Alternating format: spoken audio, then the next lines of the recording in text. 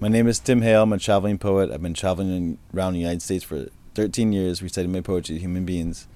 Most of my experience of traveling has been hitchhiking and living in the homeless community, at least. I never call myself homeless because it's another title, but I'm a traveling poet. That's what I do, in the spirit of troubadour. Bringing my artwork from town to town, never begging, always offering art. I lived in Seattle homeless for 3 months with the homeless community. Had many different forms of people. I used to dumpster dive at PCC in Fremont District of Seattle, bring chickens to them, cook it up, and feed the homeless people. A lot of the homeless community is mentally disturbed, mentally struggling, spiritually struggling is another way to say it. So I feel really connected to these people, my people, our people, people that exist, all of us, interconnectedness, but specifically the homeless people because they have a lot of wisdom that's sloughed off. They have a lot of intelligence sloughed off. They have a lot of heartfelt pain that a lot of people are afraid of. So I hope everyone can let down their guard and connect with people more in that sense, no matter who you are. You might be in a mansion drinking yourself to death. You might be homeless, not drinking and just living, So that's a big part of what I do too, is connecting with homeless people. It's called the Kinship of Homeless. I slept between boats, made money off poems. That summer in Seattle, I never was alone. I hung with the homeless, took care of each other. I was closer to them than I am my own brother. We gathered and shared meals every night. Round fires we'd ramble till dawn brought us light. There was lovers and dreamers, addicts and thieves. We'd share with each other our deepest beliefs about pain from the past, how life had been tainted, or how life's just a canvas waiting to be painted. We talked the possibilities that never really end, how the heart that's broke the most would eventually mend. While some work for power, for gain and for gold, our possessions were little, but rich was our soul. No moments or choices, between love and between fear. If you open yourself, there's family near. We weren't each other's siblings, fathers or mothers, though all us were family in Seattle that summer. So a year ago, my journey brought me to Occupy Wall Street, New York City, Zuccotti Park, living in a tent city. I have many different feelings about Occupy Wall Street. Y'all can have your own feelings about it, but so a couple of poems about that, like one really quick snippet poem, kind of based on the society in which we live in and the rich and the poor. This one's titleless. It's very short. We're the greatest of nations, decrepit and withering. The rich are sweating bullets while the poor are cold and shivering. There's a middle class, of course, but they're capitalist slaves who work until they drop into retirement graves. So I come from a family that's very proud that we fought in every single war. And to me, that's a little disheartening that we have to that I have to be in this culture. People are very proud of the soldiers, and people have their own ideas about that. But this is a poem I wrote about, kind of based on a brainwashed soldier wanting to fight for a war. I wrote this on July 4th in Seattle, Washington. It's called My Only Purpose. Draft me to the army, fill my body full of holes. No doubt about our purpose, trading oil for our souls. This fascist rule reigns if we keep you people scared. No need for progress now, 'cause there's terrorists everywhere. We have to feed this beast, for blood it's craving more. We need to use your taxes for the funding of our war. Your taxes build our bombs to kill until there's nothing left. In the name of God and greed, I'll kill until I'm blessed with death. So I want to recite to y'all a poem about freedom. And this is not a poem on freedom based on national boundaries or lines. It's based on an internal freedom that we can hopefully all connect with in any sentient being or non-sentient being around us. It's called Perpetual Birth Now. The ending of time is the beginning of another. The crumbling of life, destroyed when smothered.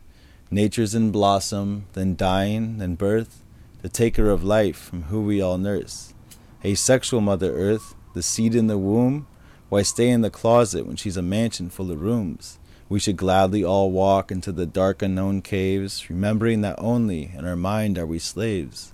This freedom and newness, in the here and in the now, All constrictions we feel, and our weakness we allow. Freedom's a strength that in us must be built, or our spirit will suffer, weaken and wilt. And this perpetual birth, and this newness I mention, we'll all miss the moment if we don't pay attention. Our past may be darkness, but this present's filled with light, because all moments are the beginning of the rest of our lives. Since I was 16, I always questioned existence and what all this is, And so I came up with this poem when I was 28. It's called The Foundation of Reality. And it's the idea of, like, philosophically, spiritually asking ourselves, who are we? What is this whole realm that we're at? I have no clue what it is. So I came up with this poem. It's called The Foundation of Reality. I really don't know what is this all that they call existence. From the space between atoms of granite to the suns that beam and animate planets, I really don't know what this is. Where were we before we were born, when our souls hadn't bodily form? Remember a warning preceding our birth, that we'd be here in these bodies existing on this earth? So where were you before you were born? Truth is only what is believed, within the realm of what is perceived. Think of the fish that's blind in a cave, only knowing freedom that its slavery gave. Illusion is truth if believed. So after death, where will we go? I guess I'm settled that in life I'll never know. As a child, when you realized that you were alive, was it at this time that you realized you die? This life's a moment, and then we must go. As a message to you I send this, an echo, eternity endless. As a runner to another that passes a baton, these words I give will live, past the time I'm gone. So with ellipsis, I'm ending this sentence. So this is a poem on freedom that I wrote in Boulder, Colorado. It's inspired by something that Gandhi had said about the idea that freedom is an internal decision that we have upon ourselves, with ourselves, to society. No matter what's going on, if you're in jail or not, freedom is an internal decision. I wrote this poem based on that mentality. It's called Freedom's Like a Birth. The slave was walking down the rows as he thought, was it me or my freedom that the slave owner bought? The answer unneeded, for he was no longer stuck. In an instance like lightning by truth he was struck. As light dispels darkness, the epiphany came. His attainment of freedom shall forever remain. He stared at his chains as they faded away, and he yelled at the sky, I'm a free man today. To his master he said, today I will leave. You can take away my life, but my beliefs can't be thieved. Then he asked through his back that he turns as he leaves, tell me who is a man if he's not his beliefs. I'm one of the few people out there who do this. Memorize work, sell my books. Another poet out there, I gotta give props to Seamus Navarro. If you're out there listening to this, man, you're another person who's holding that spirit, so I give props to you, Seamus Navarro. But I've been doing this since I was 19, 32 now, and I've done 12,000 miles in the last year. Last year and a half, I did 60 state lines. But my my approach, what I do on Earth before I die, is to remind people that art is something that's soothing, it's conjuring to something that's a feeling that we don't generally feel sometimes, and also to express yourself in whatever, however you want to express yourself. So I honor people who want to do the same thing as well. And please bring your art to the streets. Please bring it out. Let's make a whole new kind of America, a whole new kind of world, a whole new eternity by bringing your art out there. So please do. So this is a pretty dark poem. A pretty dark poem. It's about heartache. I went through this with an ex-girlfriend. You know who you are. Titleless. I lay in bed so restless, though I know I'm so exhausted. Last night I got an hour, if not I might have lost it. I have no strength to toss and turn, barely can I move my head. Lord, if I don't get some sleep, I know I'll soon be dead.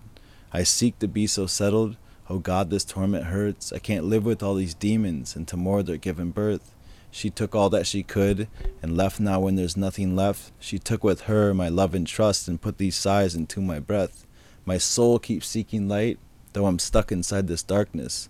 My heart and lungs keep breath and beat, the rest is just a carcass. All wrapped up in this blanket that's supposed to keep me warm. I'm cold in rhythmic shivers, and my face is changing form. With a face so pale and sunken, my lips are forced to frown. My mother wouldn't know me if she dared to come around. Though consumed inside this gloom, I guess I'm blessed to breathe. I keep waiting for my death, 'cause that's when demons leave. And death relief will follow as darkness starts to fade. I hope the angels have some time to grab and take my soul away. Sometimes when you're walking down the street, you match eyes with someone. You know you're attracted to them, and they're attracted to you. But a lot of times we don't say anything. If you were to say something, you may say this poem to them, or this idea to them. It's called In Passing. Feeling most alive in that moment you walked by, just when I was breathing and thinking in sighs. The past is dead, I know, and can't compare to this. When my eyes met up with yours, our souls began to kiss. This bliss and innocence, why can't we be together? If only for a second, to perpetuate forever. A love that's unmistaken, 'cause I feel our purity when I feel you in my heart and your eyes are mirroring me. You see, I see us as a path that our lives may never take, though happy for this fluid love that our souls will always make. That's for you. So I'm going to do a poem on death, because I feel like this is why I got into the realm of writing poetry and traveling like this, because I feel like death is always around the corner. I'm serious. Like, this is like my motivating force. And in that realm, I want to address death every day in my life and remind myself of how precious and blessed this moment is. So this is a happy poem about death. A lot of people write depressing poems about life. This is a happy poem about death. It's called Before You Were Born. Imagine right now that the sky was collapsing. Would your life end in fear, or accept it while laughing? I know fear is darkness and acceptance is light, and death, I am told, is just a big change in life. So embrace your bliss now, 'cause this moment's all we got. Happily accepting the things we can't stop. It's like trying to stop the rising sun of the morning, knowing your hands will get burnt. It's an obvious warning. A warning that suffering, no doubt it'll follow. So die a full death instead of frightful and hollow. Death's just a question. Unanswered is fine. Striving for freedom, if not, die trying. After this moment, who knows life or death? So breathe in, knowing this could be your last breath. I was in Seattle, Washington, crossing a street in Fremont District. This girl had a really low cut shirt. I saw her breast almost spilling out. And of course I enjoy breasts because I'm a man, heterosexual man who enjoys such a thing. But I was looking over and I noticed her breasts and I want to look at them, and I just imagine her going, "What are you looking at? Oh my God." I'm like, damn, baby, if you show it, people are going to look at it. And so I wrote this poem about deceptive women called Voluptuous Voids. And mind you, I respect women immensely. I will do anything for y'all if you need it. This poem is called Voluptuous Voids. Showing so much skin, demanding that I look, but when you catch my glance, you eye me like a crook. What exactly can you fake if your bait is fictional, trying to hide your voids by depicting that you're full? There's power in your strut, but not enough to call it strong. You know I might not think this if I focus on your thong. The song of singing sirens to please and then deceive. When all I have is heart to give, you take it and you leave. So believe you can be sexy, but that beauty lives within and can't be washed away like the makeup on your skin. No need to fear your aging, it happens to us all. Know your face will fill with wrinkles and your breasts are soon to fall. Don't hate me for that one. No hate, no hate. I was walking down the street in Boulder, Colorado. A couple lines came to me in my head, and I worked on it. It's about ego loss. The idea that ego runs rampant sometimes, and we're getting stuck in this ego mind, you know, of like, I'm better than them. We all like size each other up and shit like that, and that's fucking a hell realm to me. So, poem about ego loss. Don't ever let your motherfucking ego run rampant. If freedom is your style, sure to be cramping it. You gotta cut it off from the breath that gives life. It's so evil, it's your ego lives to strive on this strife. It's the suffering, the sadness, the curling in balls, the taker of breath, and the builder of walls. You see, the walls they seem to set up, this prison-like state, leaves me checking for cracks, for any ways to escape. So the walls, they surrounded me, the ceiling's coming down on me. I'm left with no choice but to go down inside of me, to the depths The deeps off the peaks of the steeps, and the depths are the shepherd 'cause of shallows the sheep. So I find myself deep and alone in myself, searching all around from whom my cards have been dealt. When trying to find who dealt me this, I came to understand that in the depths of my depths, all I found were my hands. So you see, I'm the dealer and the player is me. There's no way for me to win 'cause the loser be me. So I folded my cards and got up off of my chair. Now with my eyes they're working well, I see the walls, they weren't there. So both the walls, the game, and illusion, they're fake. In my mind, not the walls, is where I found my escape. I've been traveling for 13 years as a traveling poet, reciting my work to people in the streets. I've seen so much beauty, so much darkness. Seen people in the midst of the most joyous moments of their lives, in the midst of their most darkest fucking times of their lives. I read about light and dark, because that's what's going on in this world. Yin and yang, balance, day and night, winter, summer, high, low tide. So that's the realness of it, and I want to be real as much as I can. I recite poetry sometimes to little old ladies about the ocean or love. I recite poems about heartache and drug abuse to people who want to hear that. I want to share with you a poem about drug abuse, based on an ex-girlfriend going through heroin addiction. This poem is called The Devil's Dandruff, cocaine, to the tar of his heart, heroin.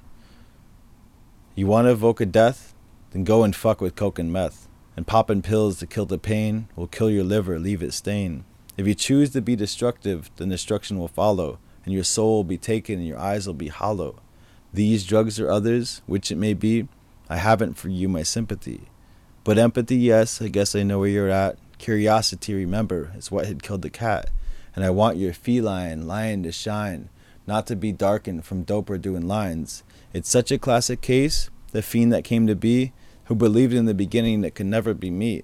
It's only when I party, on weekends and at nights, but lightning always strikes, the highest of kites. And so a fiend is born, for a hit to get their fix. They'll steal from those with little, or they'll suck their dealers' dicks. It could easily come to this, but now you claim that you're clean, and woke up from your nightmare that you treated as a dream.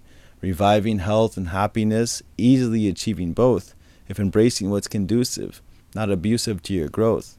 From love I write this poem, a gift to let you know, I believe in your potential, that from this you only grow.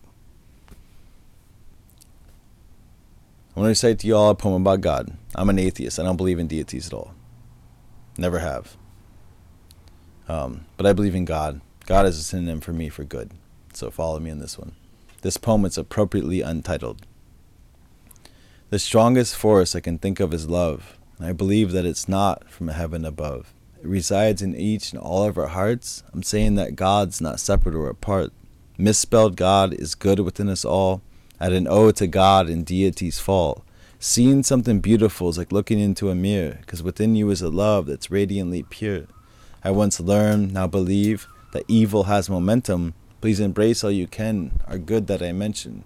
You could help somebody out, create some righteous art, knowing God's within, not distant or apart.